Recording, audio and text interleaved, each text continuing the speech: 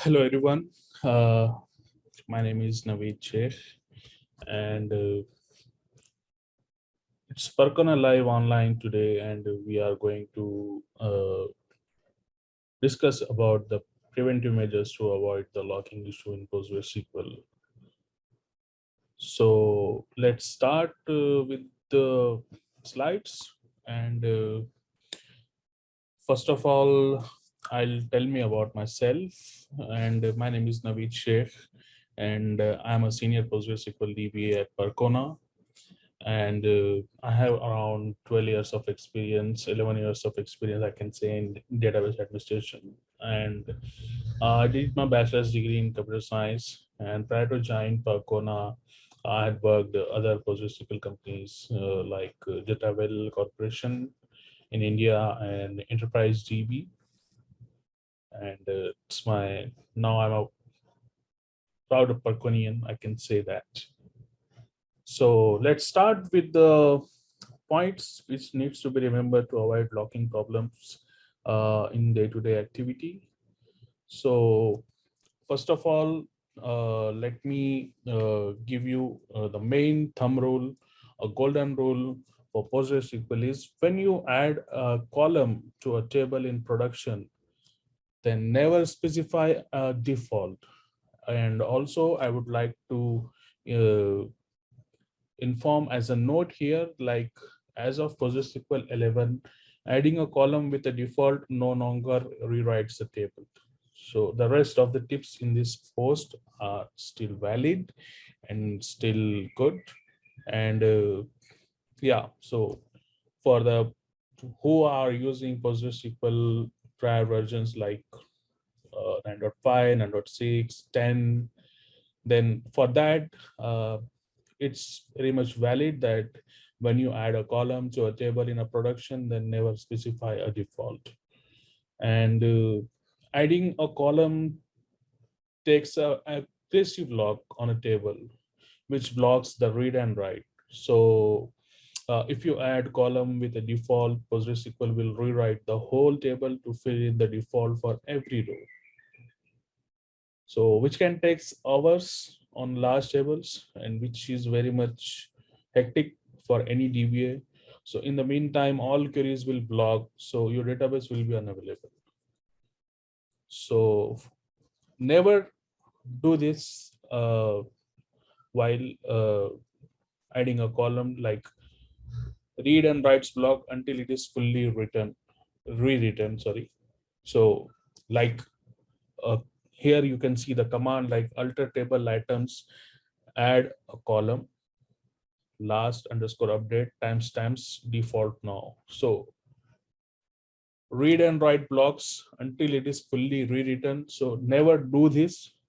You can do instead of this, you can do this, that select, update, insert, and delete block until the catalog is updated. It's take milliseconds. So alter table items, add column, last update timestamps, and select and insert, go through some updates and deletes blocks while the table is rewritten. So then you can write like update items, set last update equals to now function. Or better yet, avoid blocking updates and delete for a long time by updating in a small batches. That's a good thing. That's a best practice, I can say. So this way you can add and populate a new column with minimal interruption to your users. Also, the next point and the next slide is regarding the beware of lock queues. Always use lock timeouts. So every log in PostgreSQL has a queue. So suppose if transaction B tries to acquire a lock that is already held by transaction A with conflicting lock level, then transaction B will obviously wait in the lock queue. Now something interesting happens here. If another transaction C comes in, then it will not only have to check for conflict with A, but also with transaction B and any other transaction in the log queue. That means that even if your DDL command can run very quickly, it might be in a queue for a long time. waiting for queries to finish, and queries that start after it will block behind it. So when you can have a long running select queries on a table, never do this. Like I have written this command here, alter table items, add column, last update timestamps. So what we can do instead of this, we can do like set lock time, lock timeout to 2 milliseconds. Then you can type the command alter table items, add column, last update timestamps. So what is the benefit? Uh, what will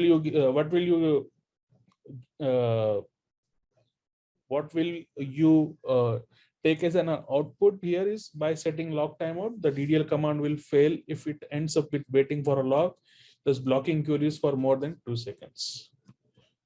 The downside is that your alter table might not succeed, but you can try again later. That would be mostly succeed. And you may want to get query pgstat activity to see if there are any wrong running queries before starting the DDL command. That's a very good, and that is very much helpful point, I think, before uh, doing the alter table. Yeah.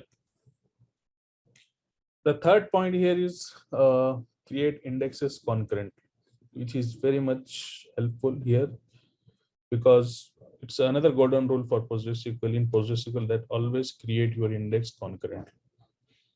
And creating an index on a large data set can take hours or even days. And the regular create index command blocks all writes for the duration of the command. While it doesn't block select, this is still pretty bad, and there is a better way. So create index concurrently. Always create index concurrently. I can say that. Always. Also, don't do this. It will block all writes. Suppose if you are creating the index, here is an example, create index items value IDX on item using GIN value JSONB path ops. Instead of that, do this. Only blocks other DDL. Create index concurrently items value IDX on items using GIN. Creating an index concurrently does have a downside. If something goes wrong, it does not roll back and leaves as an unfinished or invalid index behind. If that happens, don't worry about that. Simply run drop index concurrently, items value IDs, and try to create it again. So I hope this will helpful for anyone who is using creating index. The next thing is take aggressive locks as light as possible. So when you need to run a command that requires aggressive locks on a table, try to do it as late in the transaction as possible to allow queries to continue for as long as possible. For example, if you want to completely replace the content of a table, never do this. I have given here the example like begin, reads and write block from here actually, truncate items, then long running operations / copy items from new data.csv with csv commit. So what it will do, here you can understand that instead of what I can try to achieve here is when you want to load the data in a new table and then replace the old table, take it this as an example like begin, create table items new like items including all, then long running operation like copy items new from new data csv with csv, read and writes block from here actually, drop table items, alter table items new, rename to items, commit. So this is an example to avoid deadlocks.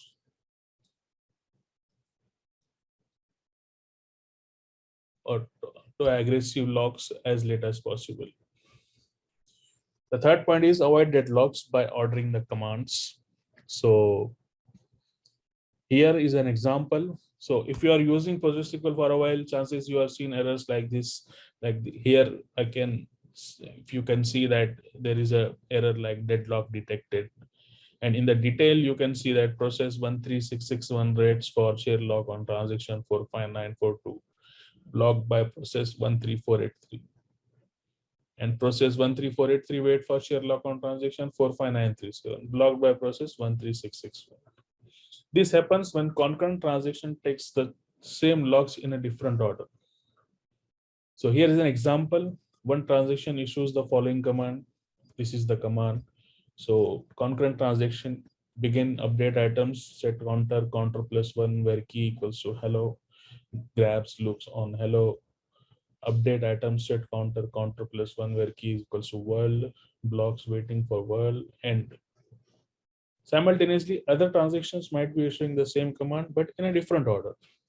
So you can see here the order: begin, update item, set counter, counter plus one where key equals to world, grabs look on world, update item, set counter, counter plus one where key equals to hello, blocks waiting for hello, end.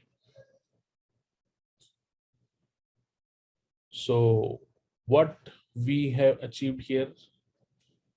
So if this transaction blocks, the conclusion is if the transaction blocks run simultaneously, chances are that they get stuck waiting for each other and would never finish. And also Postgres will recognize this situation after a second or so and will cancel one of the transaction to let the other one finish. When this happens, you should take a look at your application also to see if you can make your transaction always follow the same order. If both transaction first modify hello, then world, then first transaction will block second one and the hello log before it can grab any other logs.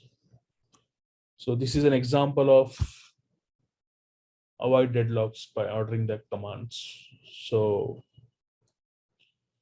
do you guys have any questions on these things? So you can reach out to me. You can reach out on forums of Percona. So we'd be happy to help you for that. So that's it from my end regarding preventive measures, and we can say to avoid daily kind of activities deadlock issue when occurs. We need to check these things so that it would be helpful for any DBS in his day-to-day life. Uh, so these are the preventive measures to avoid locking issues from my end. Thank you guys. Thank you very much for your time. Thank you very much for your precious time. Uh, and we are happy to help you. If you need any further assistance or any kind of doubts or issues regarding locking issue, then you can reach out to me on Percona forums, or you can reach out to me on LinkedIn in my profile. Thank you. Thank you once again. Bye.